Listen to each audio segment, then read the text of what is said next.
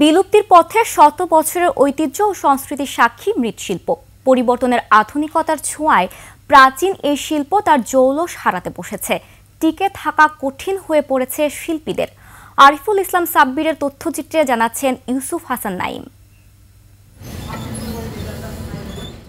ধামরাইয়ের কুমারপাড়া প্রতিদিনের মতো আজও ভোরের বাতাসে মিশে আছে পোড়ামাটির ঘ্রাণ।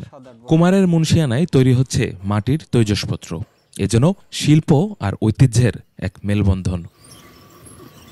তবে সময়ের সাথে পাল্টে যাওয়া বাস্তবতা যেন ধাক্কা দিয়েছে এই প্রাচীন শিল্পকে। একসময় হাটবাজারে যে মাটির পণ্যের ছিল দারুণ চাহিদা, তা এখন প্রায় শূন্যের কোটায়। প্লাস্টিক ও আধুনিক সামগ্রীর বিস্তারে মাটির তৈজসপত্র ক্রেতাদের নজর থেকে হারিয়ে যাচ্ছে। ফলে অনেকেই বাধ্য হয়ে পেশা পরিবর্তন করছেন। প্লাস্টিক বাইর হওয়ার পর থেকে এই মাটির মালটা একটু কম চলে, ঠিক আছে। তবে এই কাজ করেই আমাদের মোটামুটি সংসার চলে। এখানে মাল শুকানোর পরে পুরা হয়, বিভিন্ন জায়গায় ব্যবসায়ীরা নিয়ে যায়। তারা জানালেন মাটি, জ্বালানি ও পুঁজি সংকটের কথা। আমার তো কই আমার মালের ব্যবসাটা তোমরা নিয়ে যাও, আমাকে বেতন দাও, আমরা করি, তোমরা বেচাকেনি করো, তা তো নেই না। সরকারের সুদৃষ্টি ও পৃষ্ঠপোষকতা দরকার বললেন ব্যবসায়ীরা।